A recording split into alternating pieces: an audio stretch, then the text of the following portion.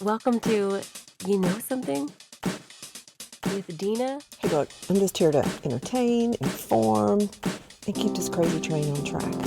and Tia. Me, unlike your live wire that is liable to go shoo-boom. They're like your cool aunts. Exactly. You're exactly right. Fun, I can't believe you even brought that up. That is so fun. informative, It's impossible to dust potpourris. You can't. sometimes serious.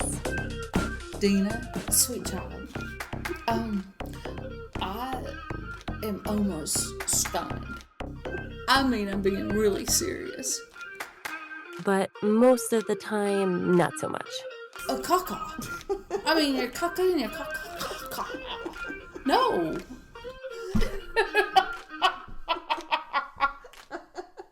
I'm sorry.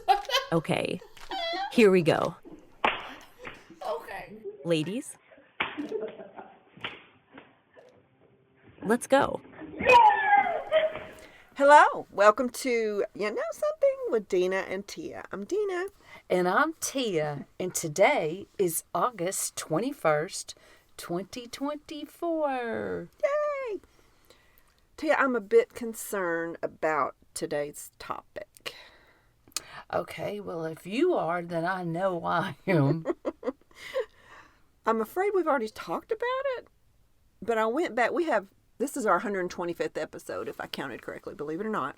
So I scrolled back through 124 episodes to make sure we hadn't had a show that was named this or about this. I think maybe within an episode we talked about some of the aspects of this because I'm having really strong deja vu.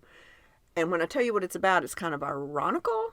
And I'm saying ironically. That's like one of my favorite, but wrong words. Ironical. Okay. It's kind of ironical that I can't remember if we've talked about this. Okay. Because it's about memory. Have we talked about memory before? That's funny. Because you want me to say, I can't remember. Is that what you want me to say? If that's what you're thinking? No, we have talked about memory. As a show topic? No. Okay. Not Just like as what our a- first memory... Was it the dream episode? Is that what it might have been? Well, no, I mean, memory has come up in several of our episodes. Okay. Like the first memory we remember? Yes. Things like that. and Just, yes. Okay. And do you remember when X happened or okay. da-da-da-da? Okay. I think we're safe. Okay. And if not, this is our memory episode 2024. As opposed to 2023. Okay, that's good. So we're going to learn a little bit about how memory works in your brain. And then we're going to discuss why we can't remember certain things. And can we erase a horrible memory? Is it possible to actually erase it from your brain? And is that a good thing? Is amnesia real? Or is it just like a soap opera plot? Things you can do to improve your memory. And then, Tia, you and I and our listeners are going to take a couple of tests to see how good our memory is. And, and it'll kind of tell us whether, if we don't pass, is it just because we're stressed and preoccupied or nervous, or is it because we do have a situation in our brain we might need to Have looked at? Yes. Oh. Okay. And my sources today are National Library of Medicine, verywellmind.com, healthharvard.edu, unitypoint.org, masterofmemory.org, alzheimerprevention.org, Psychology Today, and good old Mr. Google. So, Tia, would you say you have a good memory? Yes, I think I do on some things. On others, I don't, because it's really ironic that you asked that question, because I was invited to join a group and they said all I had to do was tell the year that I graduated from college, because I went there from my associate's degree, and what the name of the boys' dorm was, the nearest to the cacao field. I couldn't remember the one. So they wanted you to answer that to prove you went to this Yes. college. Yes. And you couldn't I couldn't remember when I graduated or the boys' dorm. I don't remember. So you didn't get in the group? Huh? Did you get in the group? No, I just got out. I just like, I'm going to have to, I don't know. I'm going to have to ask somebody. I'm not real sure who I'm going to ask. But I still have friends that went to that school. Yeah. And Go back to go see. try again. Yes. That's funny. Well, I can identify with that. Now, I would say, if somebody asked me, Tia has a great memory, because I'll say something that happened, a few weeks ago, and you'll say, no, Dena, that's not how it happened, or you said this, or, oh, that's that girl that you went to school with. I mean, you are great about that. So maybe it's just you're a really good listener. maybe I remember things I want to remember. Maybe. Okay. So you're interested in what I have to say then. Yes, That's nice. I am. Yeah. Especially my biggest fear is Alzheimer's. That's my biggest fear. Is it? Yes, because my aunt had it, my grandmother had it. Oh, So, wow. yeah, it terrifies me. Okay. Well, I hope you pass that test. I do too. I don't mean to laugh at Alzheimer's. Yeah, but don't stress me out. I know. No, you just did. Okay, just saying. Well, I would say I don't have a good memory. I think my brain has decided it's best to forget things that don't really affect my life. It's like, and I didn't ask it to do that. It just did it on its own. And I think it's just because maybe I'm overwhelmed with stuff that most people can handle, or maybe I have a reason to be overwhelmed with stuff, but certain traumas that I've been through in my life, and everybody goes through traumas. I'm not saying I've been through more than anybody else. My brain decided for you to function through these traumas, we're going to teach you how to forget things. So like some major happenings in my life, I can't remember people's names when somebody asked me, well, what was her name? Well, what was it? My mind just, I have to struggle. And I don't think that's good. I don't think that's healthy. We are going to talk about that. Like I said, is it good to erase memories from you? But it's how I've survived. I compartmentalize. This is stuff I need to know today. Person just told me this story. I hope I gave him a good response, but that's gone. You know what I mean? It's not that I don't care about him. It's like there's nothing I can do about that. It probably won't come up again.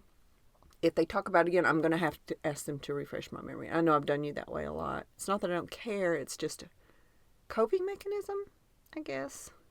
I mean, I've had things happen in my past that I didn't remember until I was of a certain age. Really? And it all came back to you? Unfortunately. Wow. Wished it didn't. Wow.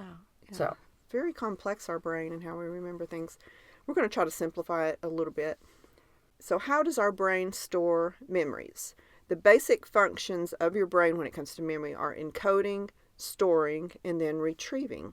So encoding is a process of learning something. So if you think back to a book report that you had to give, or any kind of speech you have to give, back when we were just teenagers, you sit and memorize it. I guess people have different methods to do that, which is called mnemonics, methods of memorizing things. So if you had a report to do the next day when you were in high school, did you just keep doing it over and over and over until you memorized it, or did you have little tricks that you used to? I would just go over it. Repetition. Yes. Repetition. And I think that's good for something short that you have to learn. Right. But then I would forget it as soon as it was over. Yes, exactly. Just like studying for a test. I Right. would crash studying. Buddy, I would know that answer, and then when I'm done, it's gone. It's gone. We'll talk about that too. So encoding is the process of learning it. Then our brain stores it. It either stores it in the short-term memory section of the brain or the long-term memory section of the brain. The short-term, obviously, doesn't last long because the brain decides for itself, this isn't something you're going to need to know next week. Just like a talk, like a presentation that you gave. But some are passed along into the long-term memory where there's limitless space. Your brain's like a big computer. And then the retrieval process, or recalling our memories, sights and sounds in our environment can trigger our brain to retrieve a long-term memory, even if we didn't think, what was that happened? Like a smell, or we've talked about how smells are associated with memories. Sometimes those things pop back in your brain that you don't want to when they're associated with another sense like that. But that's the retrieval process. While we tend to forget mundane information, our brains are likely to store information attached to things that had strong emotions. Like we talked about before. I remember things that are really happy or really traumatic. And we talked about how in our episode with sense, Sense, how yes. things triggered your brain Yeah, to that's bring probably back. we talked about memories a lot in that. Very good, Tia. So you remembered. You do have a good brain. Me, not so much.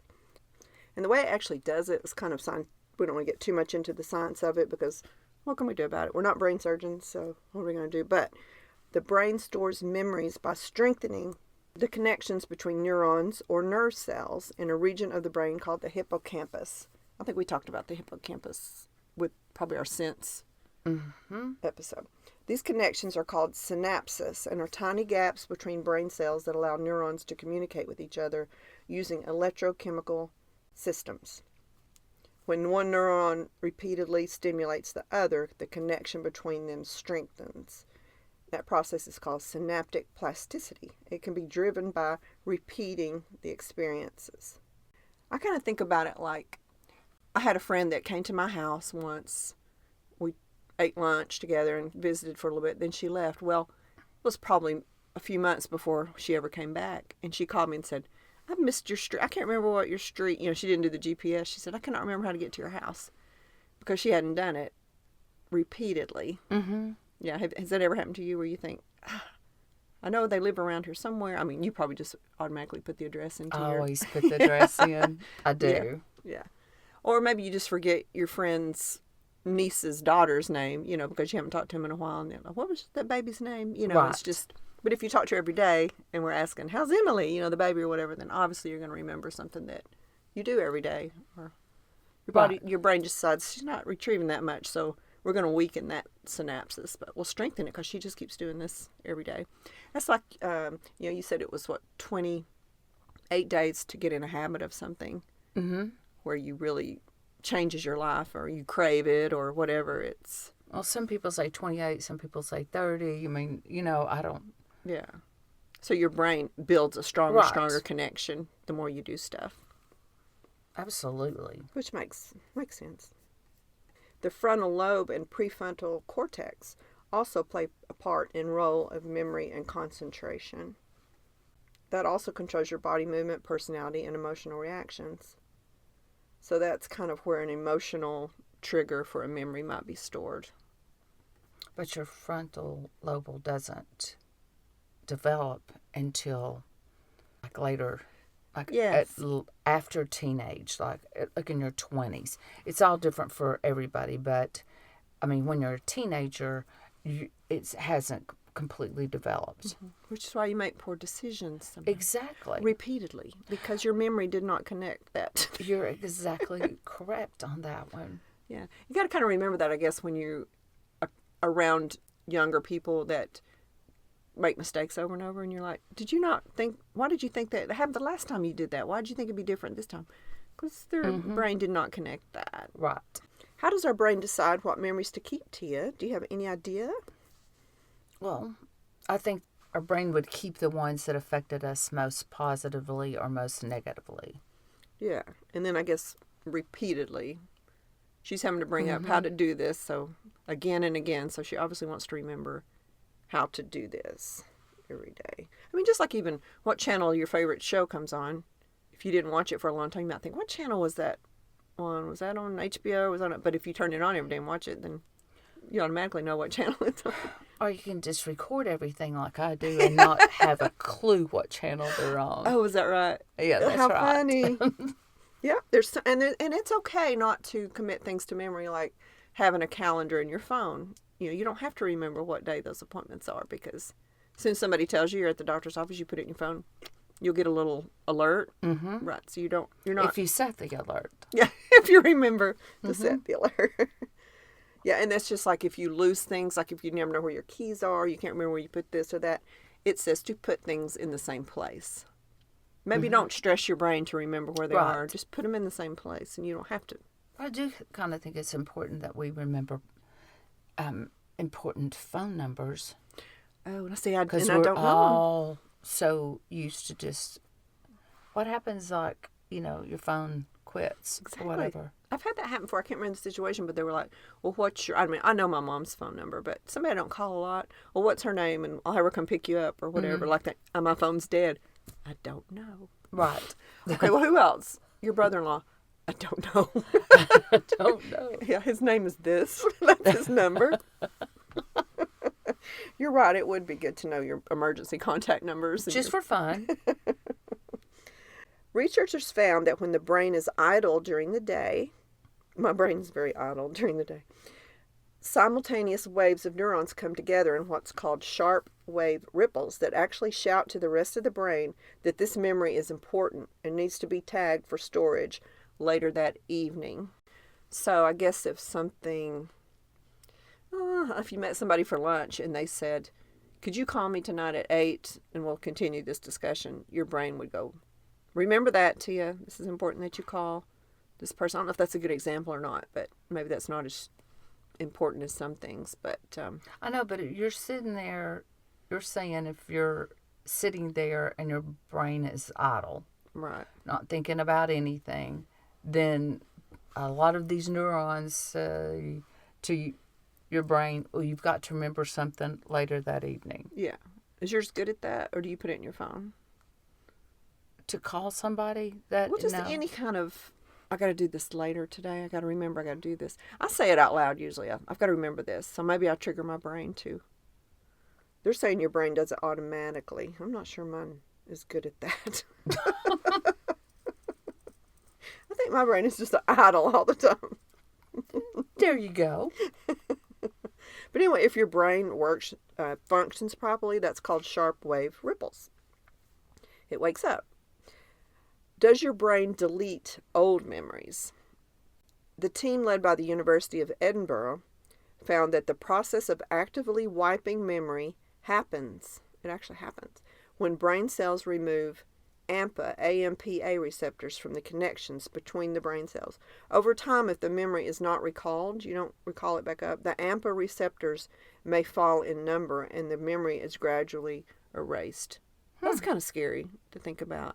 I think if it's emotionally connected, you wouldn't forget what your childhood home looked like in your mind. Right. But you might forget what your neighbor's name was when you were a child. Right. If you don't recall it. So your brain is just like, you don't need to know that anymore. Well, I remember all my neighbors in Do my you? childhood home. Yeah. You see, you have a good brain. Don't worry about your brain. Okay. So if you do want, there's certain things that it stresses you when you're like, gosh, I cannot remember what my first grade teacher's name was. I can't remember my teacher's names. Miss Schaffner. There you go. Wow, I've got a problem. Then you could recall it. You could ask a friend and then just say, I'm going to commit this. This is important to me, brain. I think even saying it out loud will help you remember things. Dena? Yes, ma'am. Honey, I can remember my first grade teacher, but I can't remember what year I graduated from. Oh, that's right. Really? Ooh, you do have a problem. Okay, see? Thanks. Do So memories stay in creative. your brain forever? Well, we just found out that they don't. Scientists have found that brains of humans and other mammals have a system for choosing which life experiences are important enough to cement into long-term memory and which will be allowed to fade away. So maybe that's why I have forgotten certain traumatic events in my life, because I've decided those are over. They're not important to me. Right. Maybe it's not a delusion or denial. Maybe it's just, They're just I'm not over 'em. important. yeah, Wow. I've forgiven all that and Right. moved on. I'm going to say that's what it is. Do memories change each time we remember them? Studies show, Tia, that, I'm trying to make sure I understand this. Let's say you remembered something that happened, and then when you recalled it a little bit differently, maybe skewed more to what your opinion was. Mm-hmm. Let's say it was an argument or whatever. And then you retrieve it again, maybe you adjust it a little bit more. And then when you go to the person who experienced it with you and you say, remember it, and they're like, that's not how that didn't happen exactly like that. Remember this, Mm-hmm. your brain. Just like I said, I had invented something, Yeah. but I'd actually just made up a joke. Right. My brain obviously decided to make it sound more important. That you invented the joke. Well, that was an invention in a way, but remember I said, it seems like I had an idea for an invention, Tia, and I wanted to see if it would come back around. You said, no, Dena, you made up a joke that you wanted to spread across the world. I And made it'll come myself back more to- important. Yeah, but my brain remembered that memory wrong. You know, we Okay. correct each other sometimes. Like I'll say, remember one thing? You're like, well, no, we weren't at that restaurant. We were at this, Right. that kind of thing. So our brain does that for some reason. Each time we retrieve an old memory, it adjusts it to suit our needs.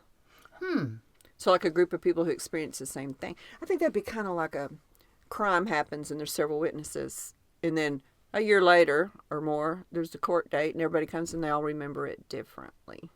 Well, they show that on actual shows. Yeah. About how people remember events of a crime several years later. They remember it differently. Yeah.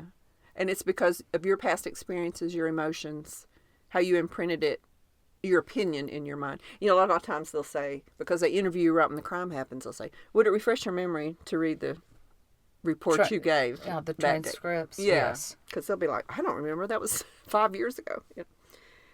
How does your brain know what to forget?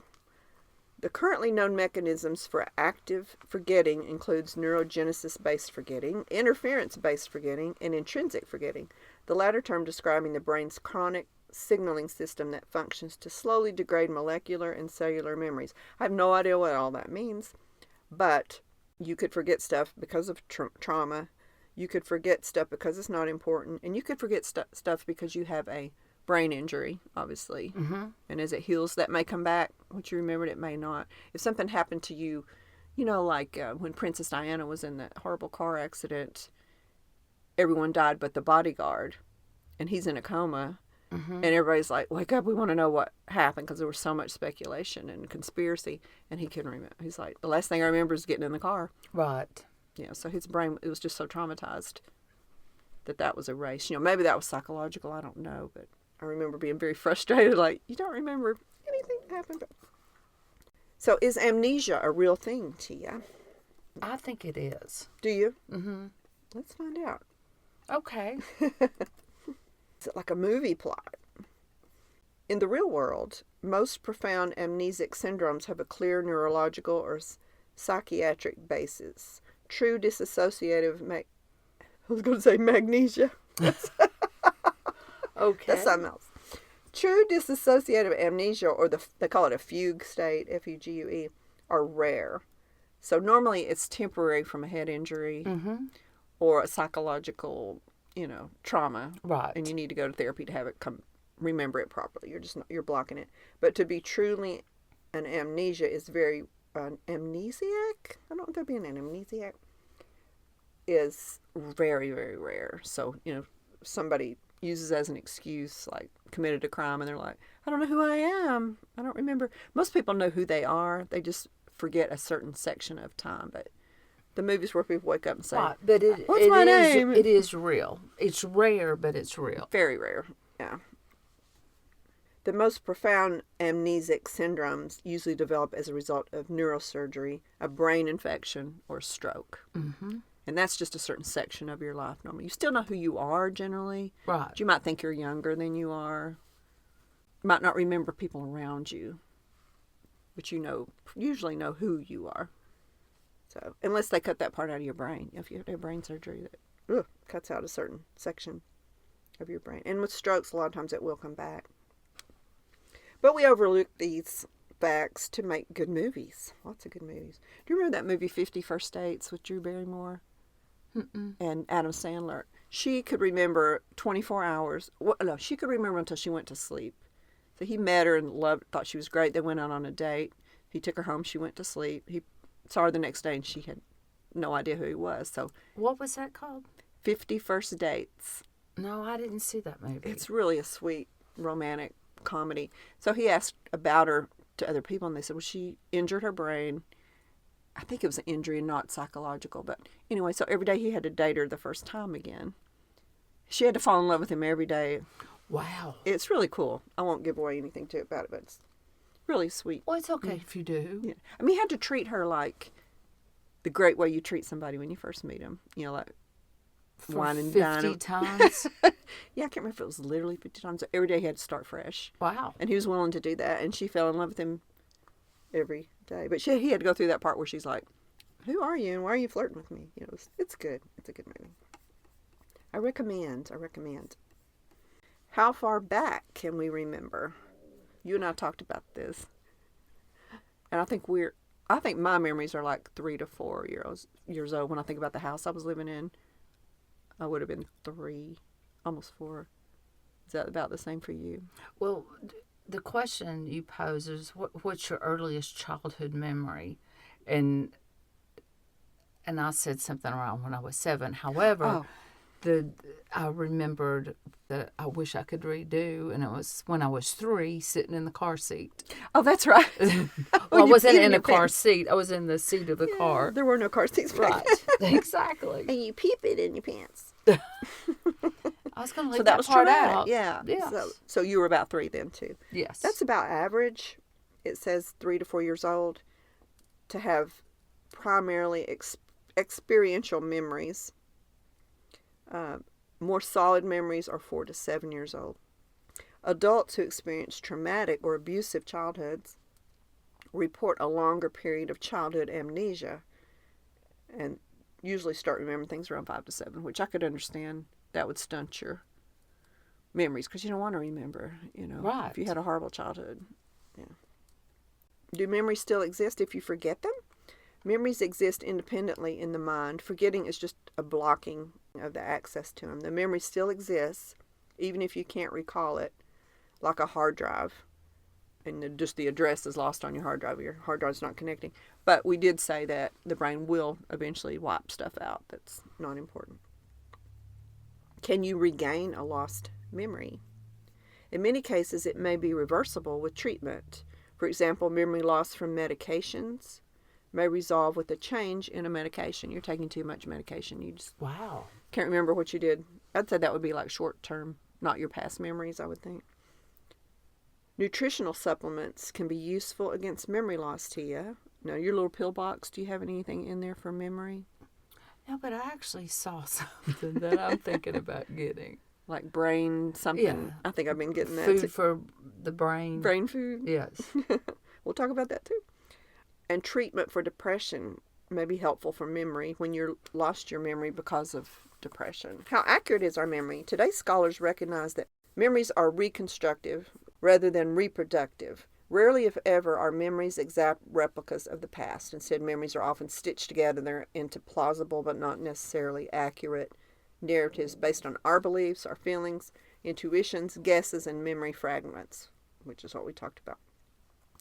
Why can I remember old memories but not new ones? Has that ever happened to you? You're like, Yes. I think that happens as we get older too. Like my dad could remember the paint color in his bedroom as a little boy, but he didn't recognize necessarily his current bedroom. Right. Like, where am I? Is this my room? That's called anterograde amnesia. Anterograde amnesia is when your brain can't form new memories from what you're experiencing right now. It's common with age-related brain diseases and can also happen due to brain injury. So like my dad had both.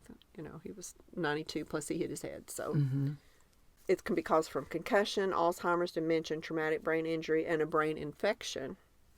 Are thoughts and memories the same thing? Thoughts are located in 3 different places: your brain, your mind, and the cells of your body. So it's interesting, they're separating brain and mind. Inside the thought are the embedded memories. So a thought is made up of memories, and there can be any number of memories, thousands even, in one thought, just as there are hundreds or even thousands of branches on a tree. So we're going to talk about the difference between brain and mind, but a memory, let's see, what did it say? A thought could have 1,000 memories. So if somebody said, do you think California is a good place to live? Things you've read about, memories if you've ever been there, memories of people telling you they lived in California will just all of a sudden just go, Right. and you'll give your opinion. Right. And you don't even think about all that coming together. That's at rapid speed. Yes, incredible. I mean, seriously. Imperceptible.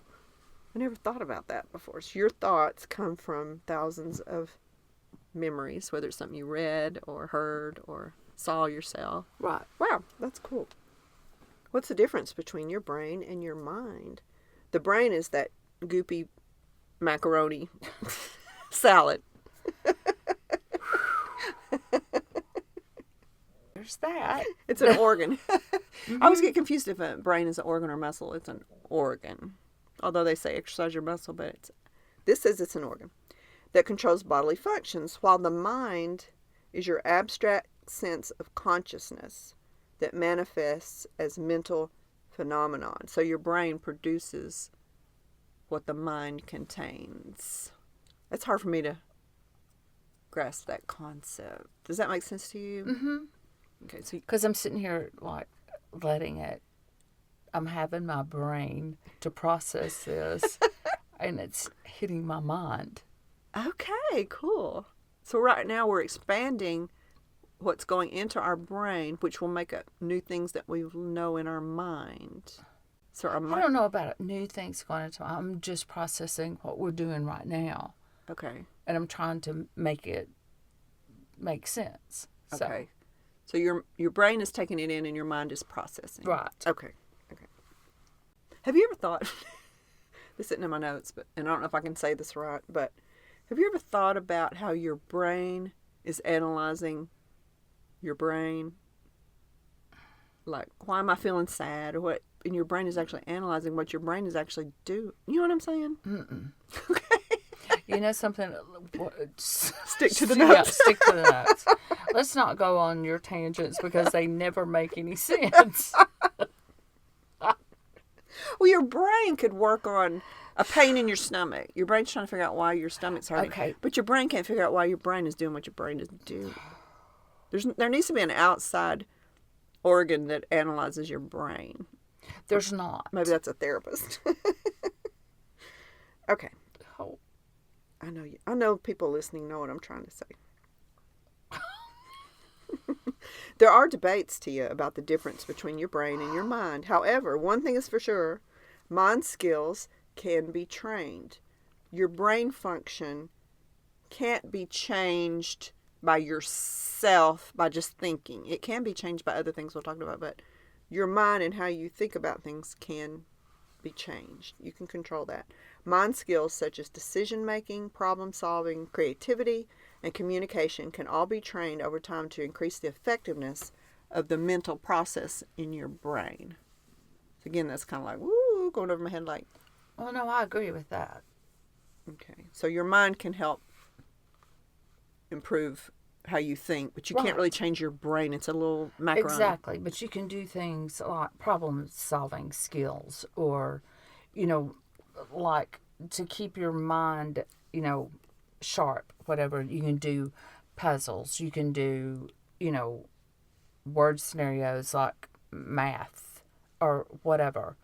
Or study how to better solve a problem or whatever. So you're making your mind sharper, which makes your brain function better. It's the way, that's love the how way you said I'm that. taking Yeah. that. Very good. Even I understand that. Why did you forget why you walked into the kitchen the other day? Do you ever do that? Like, why did I walk in here? Mm-hmm. Okay. You're not the only one. That's called a brain blip. I know some people call it other things, but science calls it a brain blip. Most brain blips occur when our brain is in one of two modes, autopilot or information overload. So you're on autopilot going through your routine, not really thinking about what you're doing, and then you walk and you add to a new thing to it, and you're like, why am I in here? Or somebody, like if I was asking you, Tia, I think the dog peed in here in the carpet, and you're walking in the kitchen to get water, your mind's automatically like, wait a minute, why did I walk in here? You know, something has distracted you. Your dogs would never pee on your carpet, but that's just something that... Well, I probably would not get water. Well, I mean, you were already going to get water, and then I Right. yelled that out. Yes. Yeah, you get to, that would be information overload. Or maybe Greg's needing something, he can't find something, and I'm asking you something in another room, but you walked into the room to do something yourself, and you're like, all right, why did I come in here? I'm overloaded. Do that a lot. Oh, well, I'm glad that that's what it is. Yeah, it's not your dementia. So it occurs when we engage in actions that our brain has repeated countless of times, like walking into a room, putting our keys or glasses away, or driving to a familiar location. With each repetition, the underlying neuronal pathways that govern those actions become increasingly stronger so that over time the actions are accomplished automatically with. Okay, so what they're saying there is like, have you ever gone somewhere you go to a lot and you get there and you think, I don't even remember driving here. I do that leaving here a lot going home. I'll be like, wow, I don't remember, just automatically like this turn here, and then maybe I'm thinking about other things.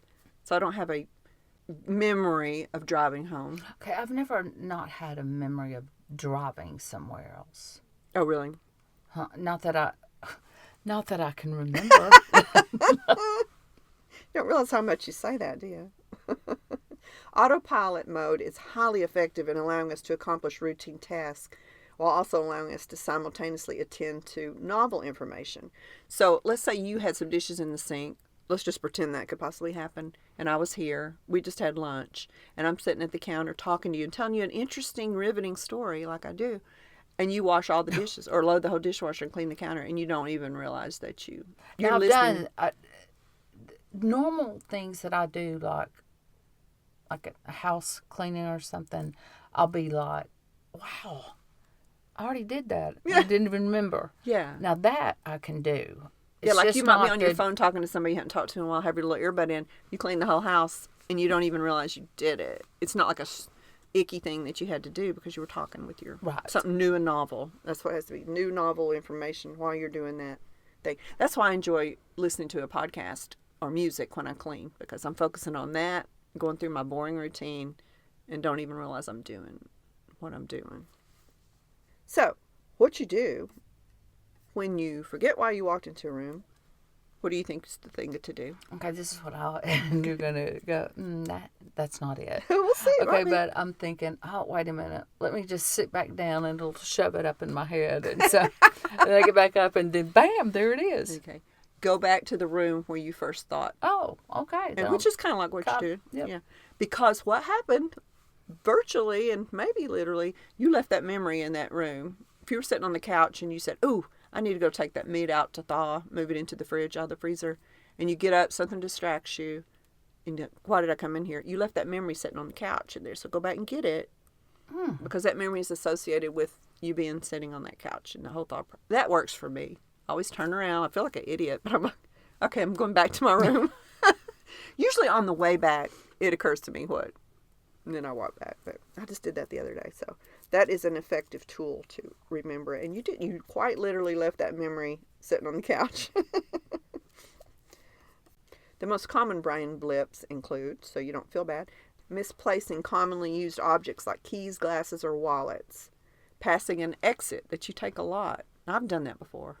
If I'm on the phone in the car, and I mean through my Bluetooth, I'm like, gosh, I missed that exit because I'm thinking about what this person asked me to do. Have you ever done that? No, I've missed an exit for sure. Like keys, glasses, stuff like that. They're always in the exact same place. So That's good. That just makes sense. That's just an efficient thing. Even I do that. So, forgetting if we performed part of our daily routine, such as taking vitamins, watering plants, etc. I think that's why a pill box is good, because you probably take your pills exactly the same time every day. But my dad is an example, used to forget. Dena, I don't remember, because he was supposed to take them with food. He'd be like, I can't remember if I was looking at his pill box. That day's empty. So that was crucial for him to do that. I have done that because I don't take that many supplements, and I leave them in the jars. So I'll be like, did I take my multivitamin today? And I'll usually just say, I'm going to assume I did, and I don't want to do it twice. So I need to transfer all my stuff to a pill box or it's something. just easy for me.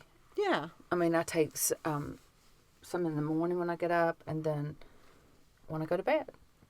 So, Yeah, it's just a very simple thing. Why not do it?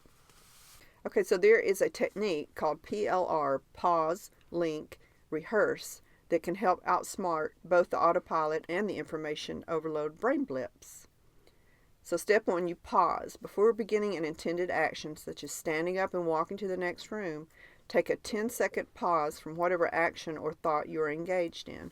Pausing interrupts your autopilot and allows you to take command of your attentional spotlight. Not intentional, attentional spotlight. In other words, what you are focusing your attention on at any moment so that you can hone in on the intended action. During that pause, link a verbal description of your intended action to a mental picture of the action. For example, you might say to yourself, take the dictionary off the shelf, as you picture yourself taking the dictionary off the bookcase shelf. The key is to make the mental picture salient by imagining the actual shelf and the color of the dictionary if possible. Who uses a dictionary? That's what I'd like to know. 3. Rehearse. Strengthen the neuronal connections that underlie your newly created salient link by imagining both the description and the mental picture at least 3 times, or until you feel confident you can easily bring it to mind. By rehearsing this, chances are you'll be able to successfully recall your intended action. Good grief! That would take forever. I know. I'm sitting here going, wow. I think I'd rather just turn back around out the I kitchen would and go too. back. For sure. Now, I have said things out loud, like if I'm doing something out of the ordinary, like, Dena, you're taking your glasses off and you're putting them on the bathroom counter where I normally would put them on my nightstand. You know, for some reason, I need to take them off my head and put them down. So that if I say it out loud, I can remember, where'd I put my glasses? Oh, remember you said you were going to put them on the bathroom counter. Now, yesterday, here's a good example of something stupid I did. I was late for church. I had my phone and my wallet in my hand. I jumped in the car, backed out of the driveway. My mom has a big picture window. She saw me and she called me immediately and said, your wallet's on top of your car and it's about to fall off, as I was pulling out of the driveway. So I just reached up and grabbed it. Now, that's not an example of anything here. It's just an example of my stupidity. Well, thanks for sharing. But why? I don't normally have my wallet out of my handbag. My mom, I think she was wanting to order something online, and she said, what's the credit card number? So I stopped leaving, went and got my wallet out, read it to her, and had my wallet in my hand. Normally it would be in my handbag, and I put it in. So that was out of my norm, where if I had said, I'm going to put my wallet on top of my car so that I can put this in my seat. There was a reason I said, I had a drink in my hand too, a breakfast drink. So I thought, if I had said, Dena, you're putting your wallet on top of the car to open the door to put the drink in the thing, I would have remembered, but I didn't do that. So that's an example of where I didn't say something out loud that was out of my normal routine. So speak it out loud. But don't do that other thing we talked about with the dictionary. I'm going to get water out of the refrigerator. Practice it. No. Greg will be like, what are you doing? Oh, Lord. Okay. Why can't I remember what I just said? Do you ever do that? I can't remember what I just said. I don't know if I've ever done that. When I can't remember what I was going to say. You know, we do that a lot. Yes. Yeah. For sure. Like I start to tell you something and something interrupts us, and then you say, what were you going to say? I don't remember. Yeah. I would say it'll come back to me if it was important. That's what I do. What causes that is stress, an extra busy day, poor sleep, medications, and I think also being interrupted. You know, stuff's going on. Like if we're having a conversation, I might say, let me stop you right there because that made me think I needed to tell you this. Now go ahead. And you're like, I don't know. I don't remember what I was saying. Well, it had to do with the banana. I still don't remember. It was that stinking story about that monkey. Wow. I don't know why I said that. Okay. So that's nothing to really be worried about. Can you forget a bad memory, Tia? Do you think you could do that? Do you think it's a good idea? I just don't like to think about them. I mean, I don't know if I've forgotten any. I just don't like to bring them back up. Yeah, so you hope your brain is kind of making them fade away. I think the only reason why you should do that is if it's intruding on your function of life. If you think about like a soldier, they need to remember they were a soldier. They need to remember they were at war, that it affected them and made them sad. They need to remember what they accomplished, but maybe they don't remember to see the things that they saw. Exactly. Or smell the smells and all the sights and sounds. So that would be good to put that in the back burner, I think. So there are many reasons why you might want to forget a memory. Some memories can make us cringe. I do have some cringe I like to forget with embarrassment, while others may be more distressing or traumatic. Maybe we don't want to be reminded of certain people or things from our past as we go about our day. I could see if you were in love and that person fell out of love with you, whether it was a marriage or just a relationship, you would think, just get them out of my head. I want them out of my head, the forefront of my head. Luckily, most memories fade with time that you don't want to remember. However, if you have an anxiety condition such as social anxiety disorder or traumatic related disorder such as post-traumatic stress disorder, which would be like a soldier, it may feel like you're either constantly reliving these moments from the past that you'd rather forget, or for some, the sudden reappearance of memories can be disturbing. They just pop up out of nowhere, or even debilitating. So basically what you want to do is you want to take that memory and turn it into something positive. I'm trying to do shorthand on this because it's a long thing. Basically, if you're not able to fade on your own, therapy is a very good idea. Professional help. Disassociating the memory from something negative. Like if you had a childhood home you lived in and something bad happened to it, whenever you think of it, think, oh, but I had that cute little puppy. Mm-hmm. It's like exercising your Right. brain to turn it into something good. If you want it to completely fade, identify the memory, go through the process, because I think a lot of it sometimes you don't allow your emotions to process. As soon as you think of it, you're like, I don't want to think about that. So it just keeps popping up. You got to deal with it. So I don't want to think about that house because this horrible thing happened to me. It makes me sad. I'm going to sit down and cry about it, get therapy if I need it. And that way there's nothing associated with it anymore that you haven't experienced. Find out what triggers it. Obviously try to avoid triggers. Substitute the memory like we talked about. And then a lot of times this is affecting you so much you're not taking care of yourself. And we so much when we talk about different things, Tia, it's exercise, water, fruits and vegetables, healthy. If you're physically healthy, your mental sometimes will follow suit. So they recommend you do that to forget things that are bad. Can you improve your memory? I think everybody would like to do that. So brain food, you were talking about that, Tia. Mm-hmm. And brain exercises. Okay, brain foods. These are 15 brain foods. We'll go through them real quick. You tell me whether or not you already eat them. We've done something like this before about substituting things to improve your duration of life, your length of life, and you were pretty much doing all of them. I was really impressed with. You've kind of, and I don't know how much you want me to say, really turned yourself around as far as health, the water, the food. You really have, since I first met you. You were kind of like, ew, vegetables when I first met you. Mm-hmm. And you have really, I'm really Now I can't say, I'll just go out in the yard and eat because that's what you do. go out in the yard and eat. I'm so proud of you, Tia. All right, nuts and seeds. All the time. Yeah. Walnuts, almonds, peanuts, sunflower seeds, pumpkin seeds. Salmon. Love it. Me too. Any fish that's high in omega-3s. Beans. Love them. Great. They're rich in fiber, B vitamins, omega fatty acids. I think pretty much any beans. I think we've learned before that maybe black beans were really good for you. Blueberries. Love blueberries, especially covered in dark chocolate. Well, that dark chocolate's got that, polyphenols in it or something in it that's good. So, dark and leafy greens. That's kind of where you're weak, right? Is like raw. I'll eat. Like spinach or. Okay, that's great. I'm just not a big kale eater. I know. I don't like the texture of kale. I don't either. Spinach and broccoli. Just because it tells you to eat all those things are good doesn't mean you have to eat all those things. Pick one that you like. Is asparagus in there?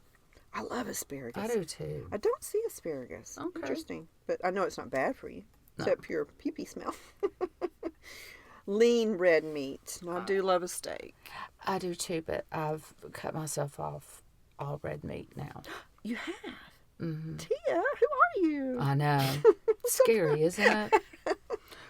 Greg said, well, can I still eat steak? And I said, of course you can. Because that was Just not my in front of go-to. me. Yeah, when y'all went out and stuff, you'd always get the steak and the broccoli or was it asparagus? Yeah. Well, you can do it occasionally, but I'm not one to try to influence you off of what you're doing. Avocados. I'm not a big avocado fan, but I do like guacamole if it's got a lot of stuff in it. Ooh, me too. Tomatoes. I like tomatoes. Not. Yeah, you don't have to. You're getting this in other things, but you like salsa. That's good.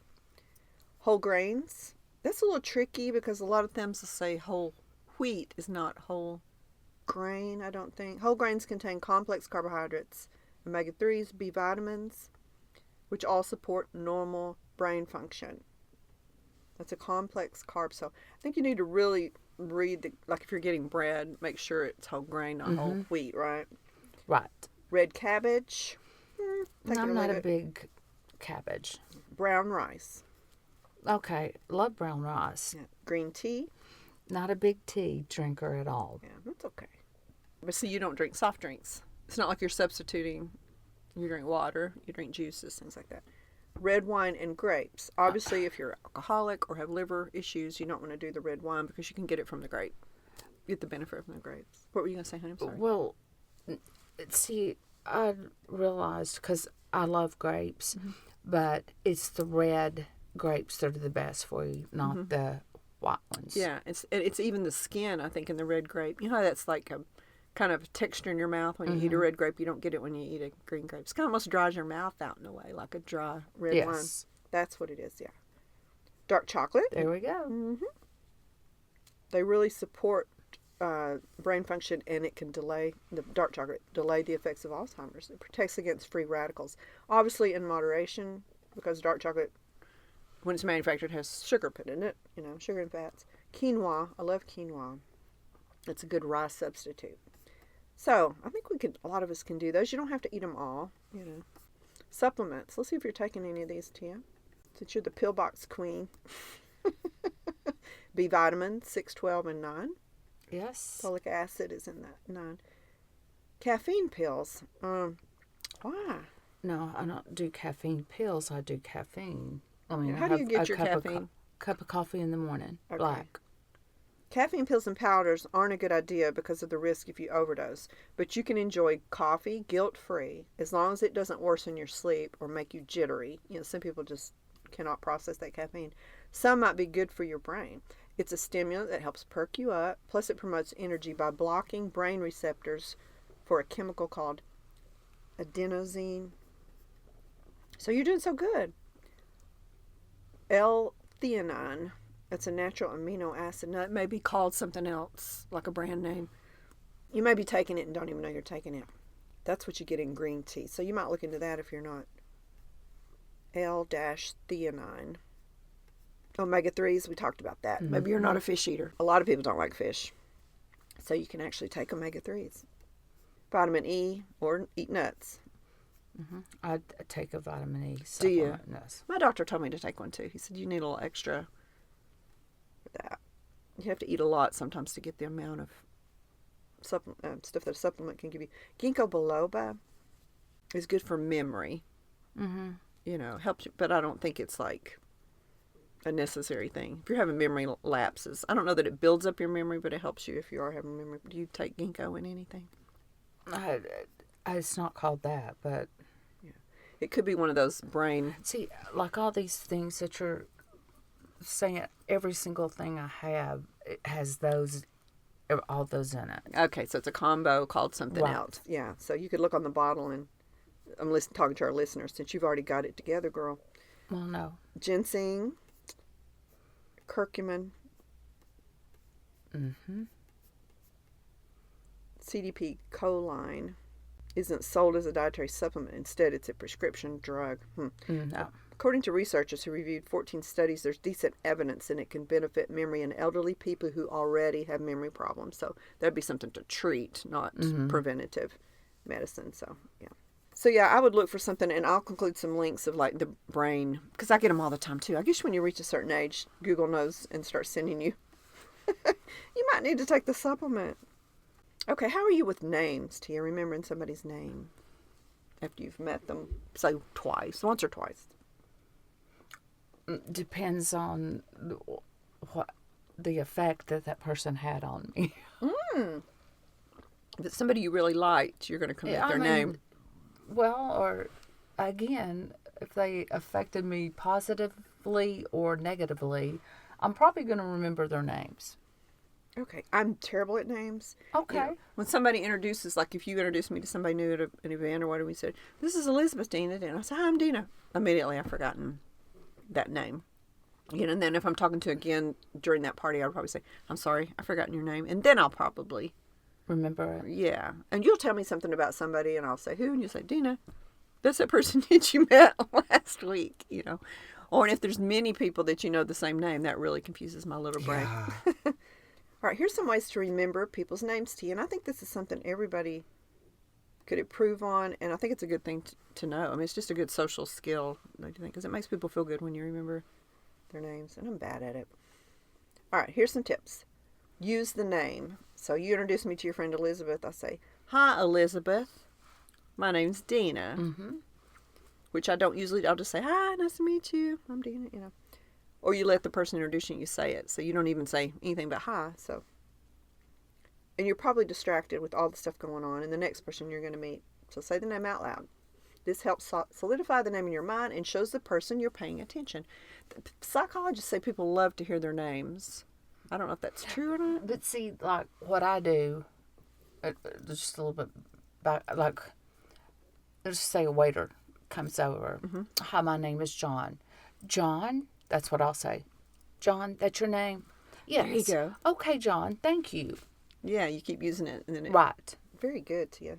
You probably learned that back in your sales days, too. Well, right. You don't want to forget somebody's name, that's for sure. Write it down. Write the name down on paper or in your phone or create a voice memo. You can also include some details to help you remember, like Elizabeth in the pretty blue sweater, or maybe something, it should be some part of their face. Okay. My notes are full of names. Yeah, like Katie at Calhoun's. Yeah, that's a good way to remember it. Yeah. Ask a question. Ask the person a question right away when you meet them to give them a chance to speak, which gives you time to process their name. Like, hi, Elizabeth. Have you lived here a long time, or did you just move here? And then you can sit and think, that's Elizabeth talking to me right there. All right. I'm talking to myself here, people, because I'm terrible at this. Show interest. If the person has an unusual name, ask how it's pronounced or spelled. Like if you said, Dean, this is my friend Jane, you wouldn't say, oh, how do you spell that? No, but I mean, a lot of people say, oh, so it's Tamariah? Tamariah. Shamaria. Shamaria? Tia Maria. Tia. Yeah, I could say, like, if I had just met you for the first time, I'd say, Tia, is that T-I-A? Or is that short for something? Mm-hmm. Or because it could be T-E-A, I guess. But I don't say anything when people call me Tina. You don't correct them? Nah, I don't care. Because Tina's my evil twin. That's right. So they're going to bring her out.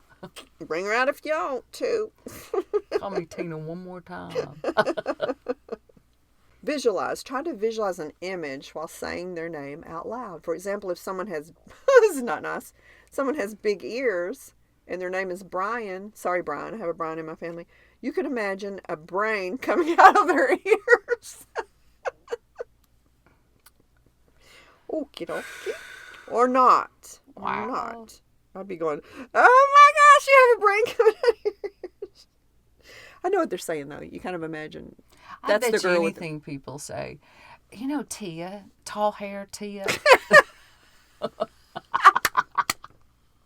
Tat. Tall hair Tia. Tall hair Tia. If you don't know what we're talking about, look at the little picture on our podcast. It's her extree. We call it lovingly and affectionately her extree. That's hilarious. All right. Oh, I don't want to think about what people say about me. Okay.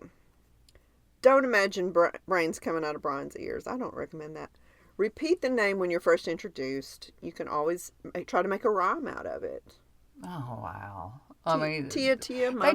they just push it too far. I think so too. I know. Kind of ridiculous. Go into the situation. This is what I do, and it works sometimes, with an attitude. I'm going to remember people's names today. I'm going to remember this name when she introduces me, because this person is somebody I want to get to know, or this somebody is somebody I want to try to do a business deal with, or meet again, or whatever. It's important to Tia. So I say to my head, I'm going to remember her name. Her name's Elizabeth. I'm going to remember that. And that does work usually, because we're talking to our brain. Remember, we're telling it. Put this up front, brain. And repetition. I think, like, if we left this imaginary party we're having, we get in the car to leave, I could say, what was that person's name in the navy pantsuit? Try to review it if I think I really liked her. I don't remember that, but that is definitely my weakness. Okay, Tia, is there such a thing as a photographic memory, you think? Yes, I think so. Do you know anybody with a photographic memory? Me, when I had to study for tests. Really? And how does that work? What does that mean? I mean, I could just see the answer in the textbook when I took the test. That picture, almost like a mental snapshot of the actual page of the book. That's why every time I was finished a test, it was gone. Oh, See? Interesting. I've never known anybody. I couldn't keep that many photos in my head at once. I needed to buy more cloud storage. Yeah, you did. You Dang did. it, if I'd just known that during all those tests. Well, there's eidetic memory and photographic memory. Eidetic memory is a form of memory used to recall images in a highly accurate way for a short period of time. So maybe that's actually what you were doing. Mm-hmm. You had committed that to memory, that picture, that page, and then you immediately forgot it. So eidetic memory. Photographic memory refers to the ability to recall visual information with incredible detail and accuracy over years, like long periods of time. You actually bring the picture up in your mind, as though it's been imprinted on your brain like a photograph. The existence of photographic memory has been debated extensively, but there's a general consensus that it's unproven, because you can't see inside somebody's brain what they're doing. Right. But there's hyperthymesis. Mary Lou Henner, she was on Taxi. She's an actress. She has this. She got red hair. Anytime she's on a talk show, they ask her to do this trick that she can do. But you can give her a date, any date where she was alive, and she can tell you what the weather was, where she was, what day of the week. Yeah. Isn't that crazy? That is. And they have tested her, and it's true. There's only 62 people in the world that they discovered, and they sought them out, and they actually, because she could say that to me, and I'd be, okay, I don't remember if that's right. I don't know if that's right or not, that it was a Wednesday and it was cloudy where you were, and this is what you were wearing, but they tested these people, and it's actually, I don't know what good it does, how you can apply that to. But anyway, many people have an advanced capacity for retaining and recalling vast stores of detail. And that's one of those things, although that one's very rare, like only 62 people in the world can do that. It can also, it's also correlated with depression and stress. I would think you would be overseeing things in your brain. It's like somebody mentioned a date, you're just going to go, it's just knowing too much. I think that's why I'm a very serene person, because I don't have that much up there. Okay. That's actually called an autobiographical memory that she has, and that falls under the hyperthymesis. Would you want to be able to do that, just to recall anything with great vivid detail? No, not at all. It sounds like a nightmare to me. All right, Tia, it's the time you've been waiting for. We're going to do one of our tests. Now, people listening at home, this is an image test. So I will have the image in our show notes. If you're listening to audio only, you won't be able to see this photo. But if you go to YouTube and find our page there, and there's links in the show notes to our YouTube, there will be a photo in the video version of this podcast. And you can play along with us, or go to www.denaandtia.com, scroll down to the blog portion of our podcast, find this episode, and I'll have photos there for you to look at. So pause this now. Get yourself set up to look at this photo, but I'm going to show it to Tia. Now, Tia, what we're going to do is we're going to look at it for 1 minute, and because that's kind of a long time in podcast time, we'll pause the recording, look at it for a minute, so it won't feel like a minute to our listeners, so they can pause too and study it for a minute, and then we'll all come back and see what we remember about the photo. Does that make sense? Do you think that's the way to do that? Okay, rather than a silence for a minute? Yes. Okay. Now, we're not competing against each other, Tia. This is a dumb little picture, but it's the one they used. Okay, guys, we're going to stop the recording while we study it for a minute. We'll see you back here. Okay, we're back. Did you study the photo or it's a piece of art? Did you study the art for a minute? Tia and I did. And here are their questions, Tia. First question. How many boats are in the picture? 2. We both agree on that, right? Mm-hmm. How many kids have their mouths opened? Ooh, I just counted the kids. 2. 2 open? I think. Okay. I don't want to go up and look because then we'll see other things, but we'll see how we did after this is over. Okay, people listening, is the structure on the land a house, a church, a tent, or a water tower? A tent. How many ducklings are in the picture? 5. You counted 5. I was thinking 4. Okay. Maybe. We'll go back and check. Is anyone wearing a green shirt? I don't think so. I don't either. Because of all the grass, I don't think they would have a green shirt. Is the shape on the foremost boy's shirt a circle, a square, a crescent, a star, or a pentagon? I think it's a crescent. Okay, see, I think it's a circle. I think it was a Okay. smiley face, but I don't know. Okay. Is there any blue sky showing in the picture? Yes, but I think it was I like think 3 sections, wasn't it? yes. It was like 3 kind of stripes of artwork. Right. All right, let's see how we did. How many boats? 2. We got that. How many kids have their mouths open? What'd you say? There's 2. I said 2. Okay. Is the structure? We know that was a tent. We got that. How many ducklings? You said 5 and I said 4. 1, 2, 3, 4, 5. Good job, girl. I thought that was a pool toy. Okay. Well, I thought that was a duckling until I That was noticed it was a fire. Yeah. Yeah.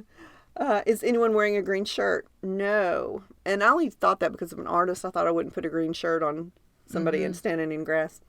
And you were right about the circle. Yeah, it's a smiley face. Is there any blue sky showing? Just that top part, I think, is... Yeah, so it's 3 stripes. Okay. So we missed... well, like you missed 1 and I missed 1. I thought we did good. Okay. If you didn't do well, they suggest that you divide the picture into sections.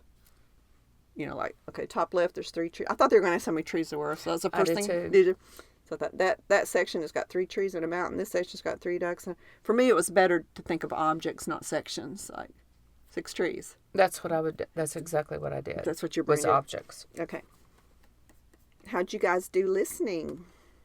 All right, here's our next one. This is a memory test rather than a object quiz. This is true or false. And those listening, you don't have to go anywhere to do this test. I will include a link to it. You can just listen to my lovely voice. And we're going to see how many we get, how many trues we get. Okay, can you keep up with yours? And I'll keep up with mine. I know you can keep up with yours. So can I keep up with mine? Can I have a piece of paper? No. Okay, well, would you just write mine down? Yeah. Beside it? Okay, cool. God forbid you should tear a sheet out of your journal. I know. Okay. All right, guys, you can use your phone or pen and paper. Here we go. The memory quiz can put your mind at ease about misplacing your car keys occasionally, or it can motivate you to consult a doctor. So that's what we're trying to achieve here. The question to ask is, if you seem to be misplacing your car keys more often, is when you find your keys, do you remember that you put them there in the first place? Or do you find them like in the refrigerator? I've done that before.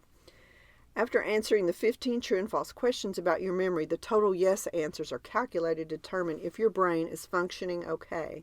If there's any doubt, you can decide whether or not you should consider a lifestyle change or you should consult a doctor. So I'm kind of scared, Tia. This is for a positive, proactive thing to take care of yourself. Okay, number 1.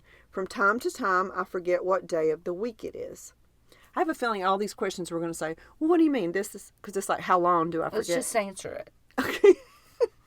True or false? From time to time, I forget what day. That's true.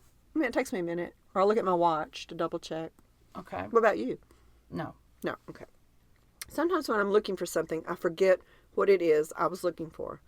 True for me. True for me. Okay. My friends and family seem to think I'm more forgetful now than I used to be. My mother does, but she's very critical of me. I'm going to say false. What about you? False. Okay. Sometimes I forget the names of my friends. Not very close friends.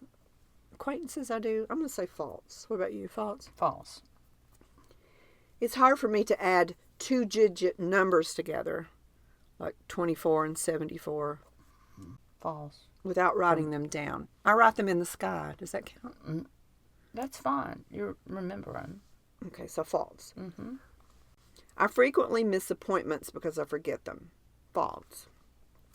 False. I do have to look them up to remind myself.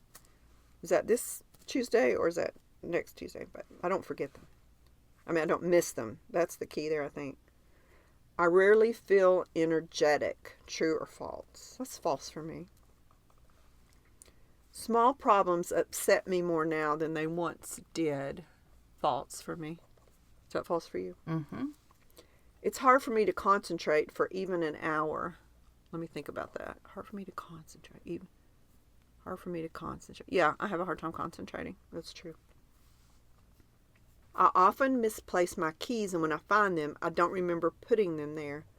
I often misplace my keys, but I remember once I see them, oh yeah, I put them there. So that'd be false, right?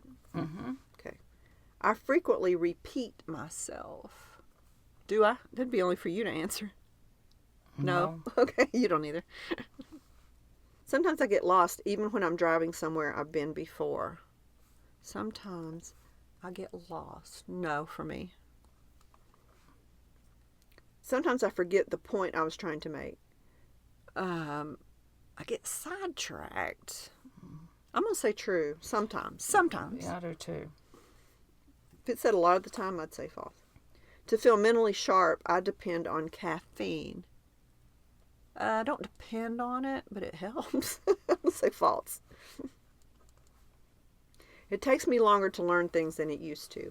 Oh, yes. A big OT on that. Really? Yeah. I can't learn things as quickly as I used to could or memorize them.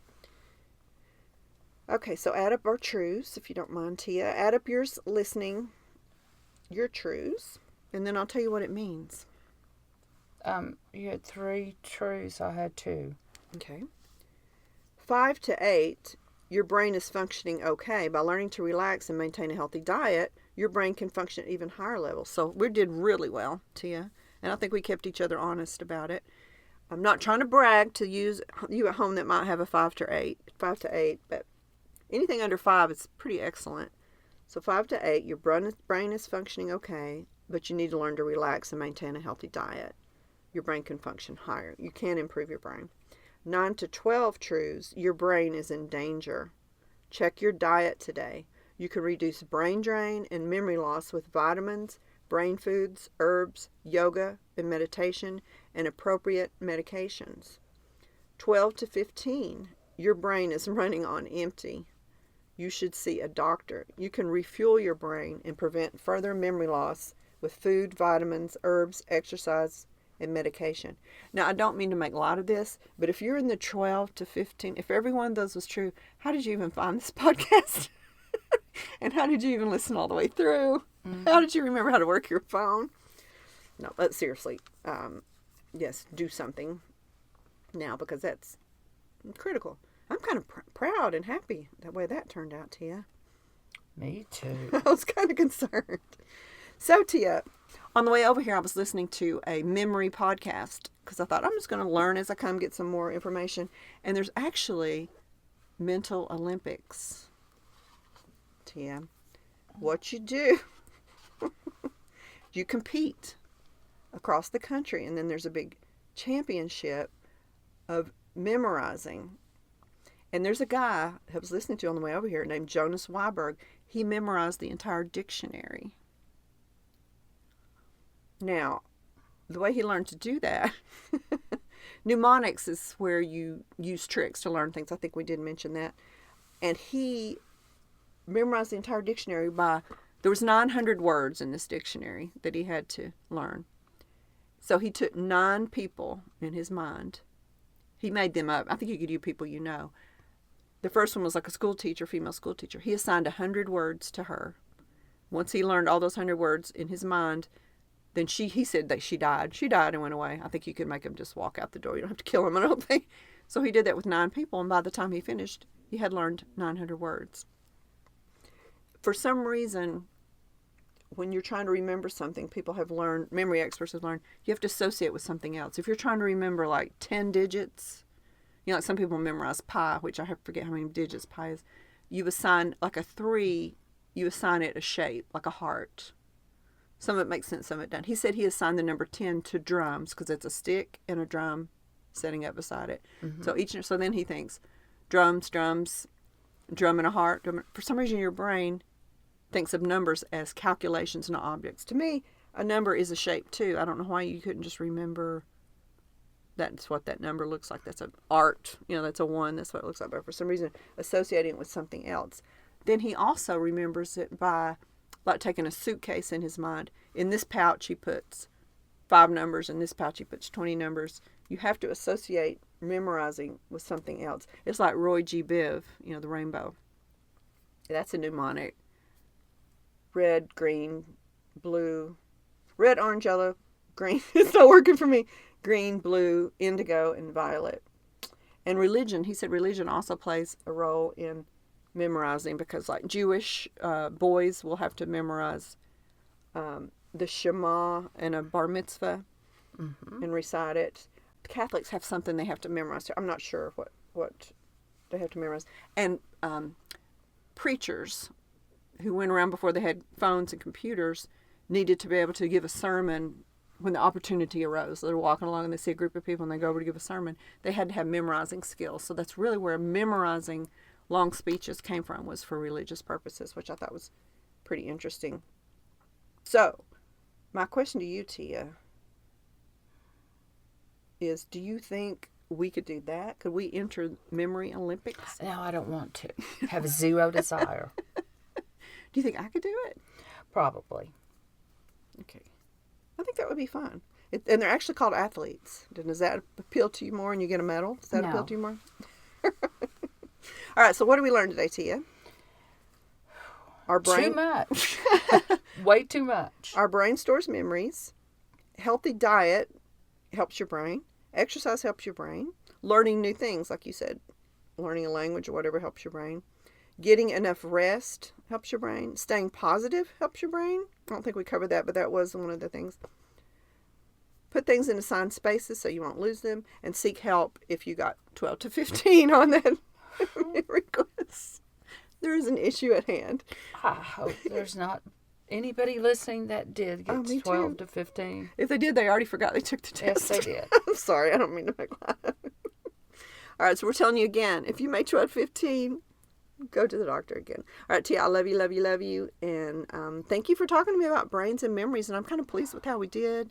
And I'm so proud of how you've really turned around your habits, your healthy habits. Well, no, I really am. okay, well, I love you, and thank you. I've taken on your habits. I'm not sure we switched. We did a switcheroo. I don't know. I'm scared a little bit. All right, guys, we love you. Thank you for listening. We hope you learned a little, laughed a little, and we hope that you will join us on Sunday for Giggles and Gratitude. Bye. Bye-bye.